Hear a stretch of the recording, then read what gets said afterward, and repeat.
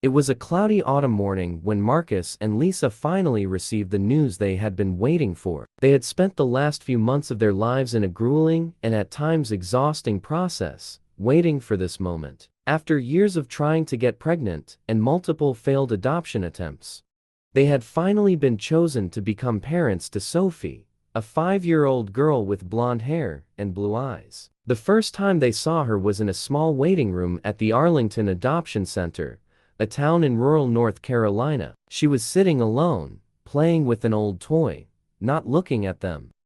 Her eyes were sad, as if carrying a weight for greater than her age. But as they looked at her, Marcus and Lisa knew that this girl was the daughter they had always dreamed of. Sophie, with her little expression of doubt and hope, immediately captivated their hearts. Lisa, with her welcoming smile, approached first. She extended her hand to the girl, who looked at her for a few seconds before finally taking her hand with the softness of a child who, somewhere in her heart, longed to be loved. "Hi, Sophie," Lisa said in a soft yet firm voice. "We are your new family." Marcus stood still, observing the meeting, the mixture of fear and curiosity in Sophie's eyes. He knew the journey wouldn't be easy, but at that moment, he felt that love, somehow, could erase all the scars that Sophie's life had left. After that meeting, the process was quick. The papers were signed, the interviews were conducted, and soon Sophie was in her new home, with a room all set up for her, new toys, and colorful clothes. Marcus and Lisa were ready to start their life as a family. But everything changed when Lisa's phone rang that rainy night, a month after Sophie's arrival. "We need to talk," said a voice on the other end of the line. It was an unknown number, but the tone of urgency was unmistakable. "It's about Sophie." Marcus and Lisa exchanged a worried glance. What could be so urgent? What didn't they know about the girl they had adopted? The next morning, an unexpected twist took hold of their lives. They were awakened by loud knocks at the door. "Police! Open the door!" shouted an authoritative voice. Not understanding what was happening, Marcus went to the door. When he opened it, 3 police officers entered quickly, with a search warrant in hand. "We're investigating a possible kidnapping," said the detective bluntly. "We've received a report that the child you adopted is not your biological daughter and was taken illegally." Marcus felt his heart race. What kind of accusation is this? "Sophie is our doll, legally adopted." The detective seemed uninterested in their words. "The child's biological family contacted us. They claim that the girl was kidnapped and is being held against her will. We'll need to take her for investigation." Those words hit like a bomb. Sophie, their daughter, being taken by the authorities? Marcus and Lisa stood frozen, not knowing how to react. What was happening? How could they be accused of something so terrible? In downtown, at the police station, things got even more complicated. Sophie's biological parents, a humble-looking couple with a history of legal issues, claimed they had lost custody of Sophie due to neglect, but had never agreed to the adoption. Their version of the story was different from the adoption center's. "She's my daughter, and this woman and man have no right to keep her," said Sophie's father, with an angry look. "They stole her." Lisa and Marcus were in disbelief. The police seemed more interested in following what the biological parents were saying than listening to them. The kidnapping accusation seemed so absurd that, for a moment, they thought it was all a nightmare. But it wasn't. The fight that began there would change everything. The peace they had found with Sophie was about to be destroyed. With Sophie taken from their side, Lisa and Marcus would face not only the weight of the accusation, but also the prejudice of a society that was not ready to accept the diversity of the family they had formed. To them, Sophie's skin color was never a barrier, but now, society would try to turn it into an insurmountable wall. The days following the kidnapping accusation were a whirlwind. Lisa and Marcus had never imagined that their lives could be turned upside down so quickly. The news that Sophie had been taken from their home based on a baseless report spread through the small town of Arlington like uncontrollable wildfire. The couple, who had always been respected and admired in the community, now found themselves at the center of a legal and social nightmare. The legal system, which should have been a refuge, was becoming a battlefield. Accusations and suspicious glances began to surround them. When Marcus went to the local supermarket to buy a few items, the cashier looked at him with a dark expression. "I heard about you and your wife," the man said, in a low voice, almost a whisper. "I don't know what to think. This isn't right." Marcus felt a tight knot in his throat. He didn't know if the man was just being honest or if he was distancing himself out of fear of what others thought.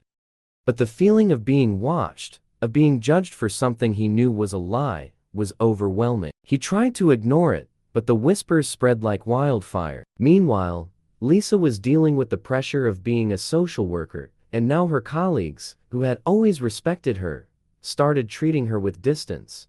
One of her supervisors, Carol, a woman who had always supported Lisa in her career, approached her in a corner of the office. "Lisa, I don't know what to say, but you have to understand, with the allegations, the situation is complicated," Carol said, not looking her in the eye. "Complicated?"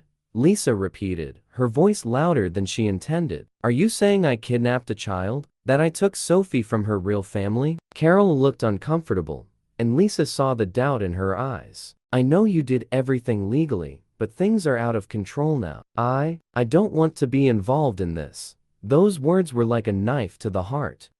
Lisa felt the weight of everything that was happening pressing in from all sides. The system was turning its back on her, and the people she worked with were distancing themselves. She knew she had done everything right, but society's judgment was taking a turn she couldn't control. Marcus, on the other hand, was more determined than ever to fight for his daughter. He began to sift through the adoption documents, searching for proof that Sophie was with them legally and correctly. But as he investigated, he realized the situation was more complex than he thought. He found an inconsistency in the adoption papers, something that seemed small at first, but could be used against them. However, there was something even more disturbing. Sophie, who had once seemed comfortable and safe in her new home, was now visibly different. She was quiet, more withdrawn, and no matter how much they tried to comfort her, there was a fear in her eyes that wouldn't go away. One night, as Lisa was putting her to bed, Sophie whispered, with a trembling voice, "I want to go home. I want my real mommy and daddy." Those words pierced Lisa's heart. Sophie was scared, and Lisa knew this had nothing to do with her and Marcus. Whatever Sophie's biological parents were doing to pressure her, it was working. The child was being manipulated, perhaps without even knowing how to react to the pressure from her biological parents. Lisa and Marcus's fight was not just to gain custody of Sophie, but now also to protect the emotional well-being of the girl who was caught in the middle of a war between two worlds. In court, the legal battle was getting uglier. The defense of Sophie's biological parents was relentless. They painted Marcus and Lisa as criminals, accusing them of taking Sophie from a better life, ignoring the fact that she had been left behind in a system that abandoned her. The prosecution even tried to twist the fact that Sophie had never known her biological parents in a stable or safe way. "She's not an adopted child from a loving home," said the biological family's lawyer, with a condemning expression. "She's a kidnapped child, and her real parents just want what's rightfully theirs." The judge, an elderly man with a grave expression, looked at both sides of the courtroom, but deep down, Marcus and Lisa knew that the racial prejudice that permeated the town was influencing how the facts were being perceived. There was a feeling of distrust in the air, and the word kidnapping seemed to carry much more weight when applied to a black couple adopting a white child. As the trial continued, Marcus and Lisa found themselves forced to fight not only for the truth, but also for their own acceptance in a society that still didn't know how to handle families like theirs. Meanwhile, Sophie, the girl they loved as their own, drifted further away, lost in a web of accusations and lies. The courtroom grew increasingly tense, and with each session, Marcus and Lisa felt the weight of the world on their shoulders. The kidnapping charges became an enormous burden, and the pressure on both of them seemed to reach its peak. Sophie's biological family's lawyer, a man in a dark suit with a cold stare, continued to throw unfounded accusations one after the other. And the judge, despite his experience, seemed more interested in resolving the case quickly than in truly seeking the truth. Lisa could no longer take it. Each day, she entered the courtroom more exhausted, more disillusioned with the system that should have been protecting her. What was happening there wasn't justice. It was a trial driven by fear and prejudice.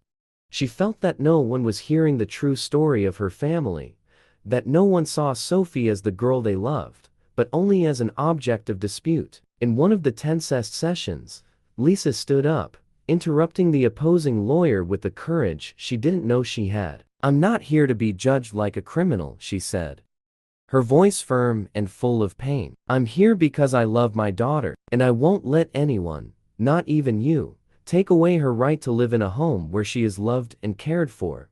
The biological family's lawyer smiled cynically. "Loved? You talk as if you've done her a favor. She was ripped away from her real family. A family that wants her back. And this couple here," he paused, turning to the jury, "it doesn't make sense that two strangers, with the wrong skin color, would pretend to be the parents of this child."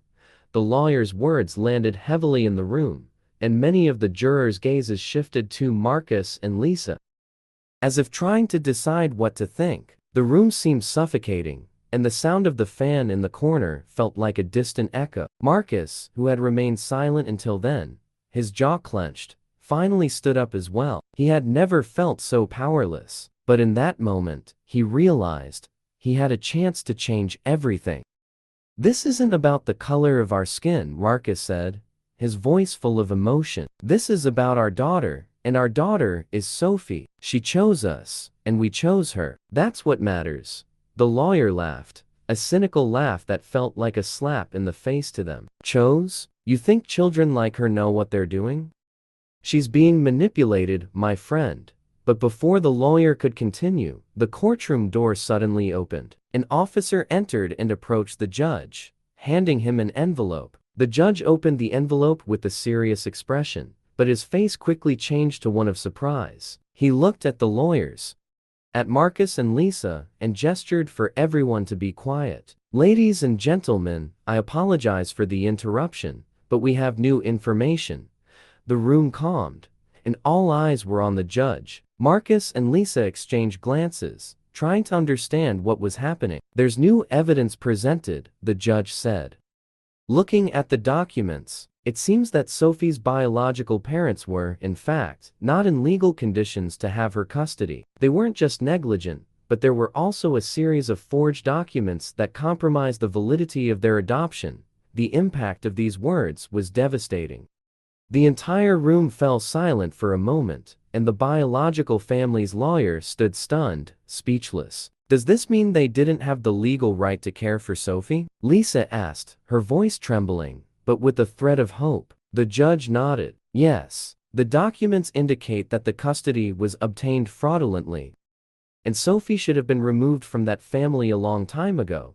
It was an unexpected blow, but at the same time, a light of hope appeared for Marcus and Lisa. They had been treated as criminals, accused of theft, but now the truth was being revealed, and it wasn't how the biological family had painted the story.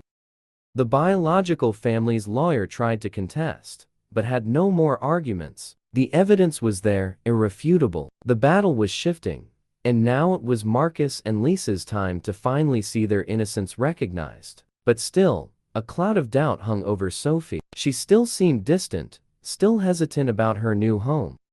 Marcus and Lisa knew that the real fight was far from over. The courtroom twist brought a partial victory, but there was still a long road ahead to restore Sophie's trust and ensure that she could finally feel safe in her new family. Prejudice, fear, and social pressure still weighed on everyone. And although the couple was closer to winning custody, Sophie's emotional and psychological battle was far from resolved. The couple left the courtroom, the weight of the victory mixed with anxiety for the next stage. What would come next? How could they heal Sophie's emotional wounds, deeper than any of the accusations against them? The victory in court was just the beginning of a new battle for Marcus and Lisa. As they left the courtroom, the sense of relief they had felt was quickly replaced by a whirlwind of worries. Sophie was still in a fragile emotional state, and although the kidnapping charges had been refuted, the deeper wounds weren't related to documents or legal processes. They were inside Sophie, in the way she looked at Marcus and Lisa, as if they were strangers. The couple knew that adoption wouldn't be easy, and this moment of tension was only beginning to reveal the complexities of what it meant to raise a child in such a tumultuous scenario. Sophie seemed to be in a constant internal conflict.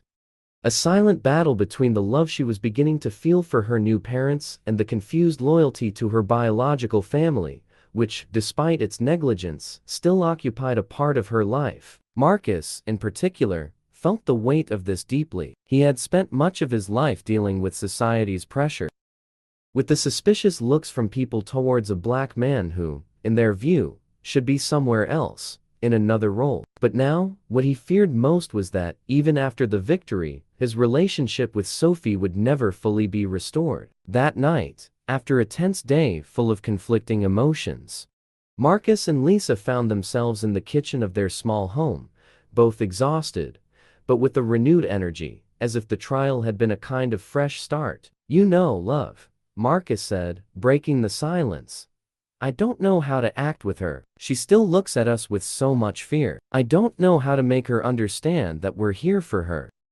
To care for her, not to replace the family she lost." Lisa, who had been the emotional anchor of the family, now felt the same insecurity. "I know. I see her look. It's not anger. It's not hate.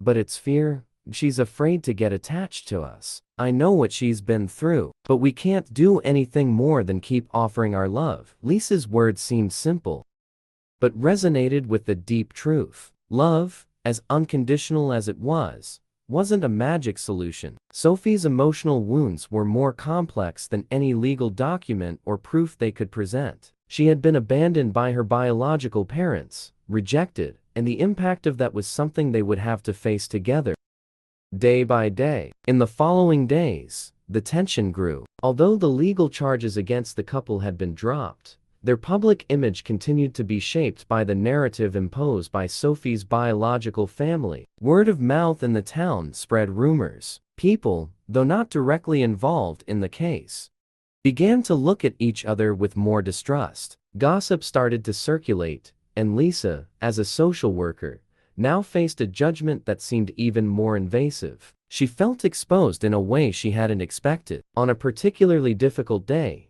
Lisa and Marcus decided to take Sophie to a local park, hoping that the time outdoors, without external pressures, might help ease the tension. Sophie had become increasingly quiet, speaking less and less. The playful moments she used to have with Lisa, like when they ran together in the supermarket, seemed to be disappearing, and the girl just stared at the ground, as if searching for something she couldn't reach. Lisa tried her best to start a conversation. "Sophie, do you like dogs? Look, that one is playing with the frisbee." She pointed to a white dog with fluffy fur, chasing after the toy. Sophie glanced for a second and finally whispered, "I want to go home." Marcus felt a lump in his throat.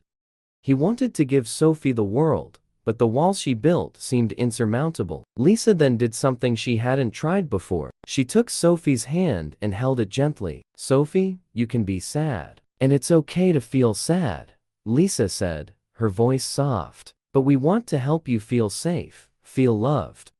It's okay if you don't want to talk right now. We are here always." For a moment, Sophie looked at Lisa's hands, then at her face. It was a silent exchange, but the pain in Sophie's eyes seemed to start fading slowly. Lisa watched her with a smile that tried to convey all the comfort possible. She knew this wasn't a quick process, but that didn't mean it wasn't possible. Marcus stood nearby, watching the scene. He knew they couldn't force anything. They couldn't change Sophie's past, but they could be constant in the present. They could be the safe harbor she needed, even if her pain and confusion took time to heal. At that moment, in the park, something seemed to change. It was subtle, but real. Sophie looked at the dog again, then at her adoptive parents. It was a small victory. She didn't smile, but she no longer looked at the ground. The battle wasn't won, but perhaps the biggest challenge was precisely that, allowing Sophie to move at her own pace, with no rush, no judgments, and no expectations for a love that would impose itself. And with that, Marcus and Lisa began to understand that the true battle would be to continue being the parents Sophie needed, even when she couldn't yet understand that, in the end, it was she who had, ultimately, chosen them. Winter was beginning to say its goodbyes, and a gentle, cool breeze blew through the quiet streets of Springfield. The city seemed to finally breathe after months of tension and accusations. The case that had started with a shock and turned into a legal and emotional battle was slowly coming to an end. Peace, though still fragile, was beginning to settle in. Marcus and Lisa were at home that Saturday afternoon, in the warmth of their home. Sophie, sitting on the couch with a colorful book in her hands, absent-mindedly flipped through the pages, her face expressing a serenity that, months ago, seemed impossible. For the two of them, that moment of calm was a relief not only because of the resolution of the accusations, but because they knew Sophie was beginning to understand, little by little, that she was safe with them. In recent days, the sessions with the psychologist had become more frequent.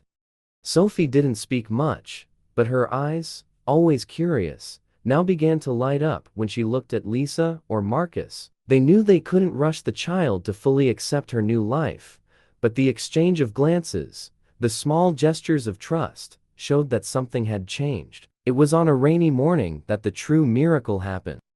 Sophie was playing on the house's porch with her toys, when, suddenly, she approached Lisa and said, in a soft but firm voice, "Mom, can I help you make dinner today?" Lisa paused, surprised by the change, but her heart filled with an inexplicable joy. It was a simple question, but it carried a deep meaning. It was as if Sophie had taken a step toward a future, where she felt part of something that was no longer just a legal construct, but something genuine, something real. Lisa smiled widely, and with an emotional voice, replied, "Of course, my dear, let's make something delicious." Marcus, who had been watching the scene from the kitchen, approached them and, with a subtle smile, said, "I think we're starting to create our own family recipe, huh?" The comment, light and full of humor, made Lisa and Sophie laugh. Deep down, Marcus knew that, little by little, the couple was earning the right to be a real family for Sophie, and that small action, like so many others to come, would prove that the building of love takes time, but it's an unbreakable process. In the afternoon, as they all sat at the table, Marcus and Lisa finally received the news that would relieve them once and for all. The court had issued a final and irrevocable decision on Sophie's custody. The kidnapping accusation, which had tormented them for months, was officially dismissed. The girl, now at peace with herself, had finally found her true family. However, the greatest gift they received wasn't the legal verdict. It was Sophie's decision to run into the arms of Lisa and Marcus, hugging them so tightly that it seemed as though she wanted to absorb all the safety, love, and trust they had always tried to offer. In a moment of pure emotion, Sophie looked at both of them with shining eyes and said, with a shy but affectionate smile, "I know I'm your daughter now." Those words, spoken with such sincerity and purity, made Lisa and Marcus embrace, tears streaming down their faces. They knew the battle hadn't been easy, that the road had been tough, but that simple gesture from Sophie proved that love had finally prevailed. True family wasn't just about genetics or legal papers, but about hearts intertwined with trust, care, and the unbreakable bond they had formed through it all. Marcus pulled away from the hug and, with a firm and emotional voice, said, "We're a family now, no matter what others say. We are a family." Asa looked at him with a grateful smile, feeling a peace that had once seemed impossible.